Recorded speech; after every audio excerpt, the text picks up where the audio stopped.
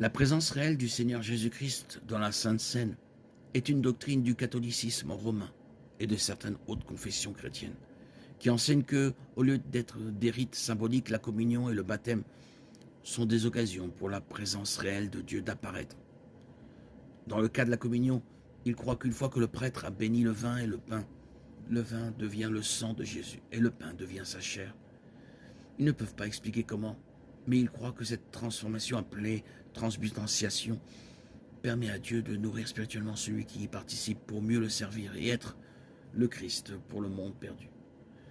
Ce concept est difficile à expliquer pleinement, même pour les catholiques romains.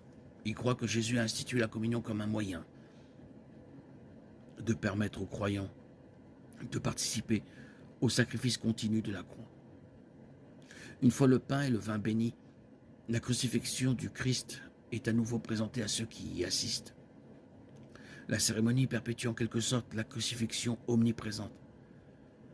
Même lorsque le service est terminé, le pain qui reste est conservé et vénéré en remerciement à Dieu pour avoir fourni la transformation et la nourriture. C'est la grande controverse de la croyance en la présence réelle du Christ dans la Sainte Seine. Mais sur le plan pratique, le pain ne devient pas cher. Le vin ne devient pas du sang. Et aucune croyance ne peut y parvenir. Le problème le plus urgent est la fausse croyance, selon laquelle la bénédiction et la nourriture de Dieu viennent du pain et du vin. Le catholicisme romain enseigne que la liturgie est le canal par lequel Dieu fournit la bénédiction et le salut. Essentiellement, en plus de placer le prêtre entre les fidèles et Dieu, il place également le pain et le vin entre eux et Dieu. Ils croient qu'ils sont bénis en raison de leur obéissance en prenant la communion, et que la bénédiction coule littéralement de Dieu à travers le pain et le vin, jusque dans leur âme. Cette façon de penser pose deux problèmes majeurs.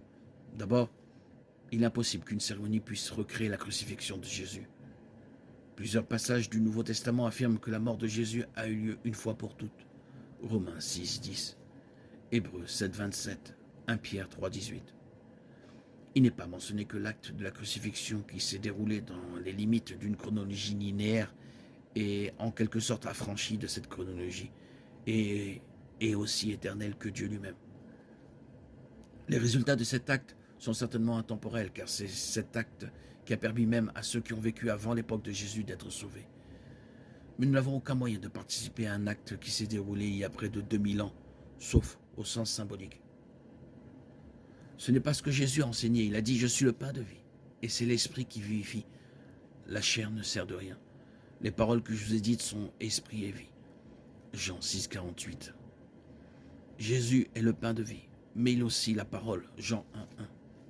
Le pain qui nourrit est la parole de Dieu. Matthieu 4, 4.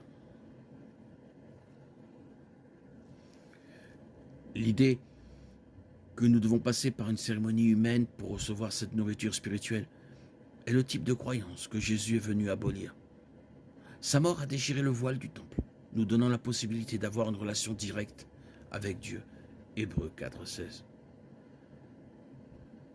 Ce voile n'a pas été remplacé par l'acte de bénir et de manger du pain et du vin.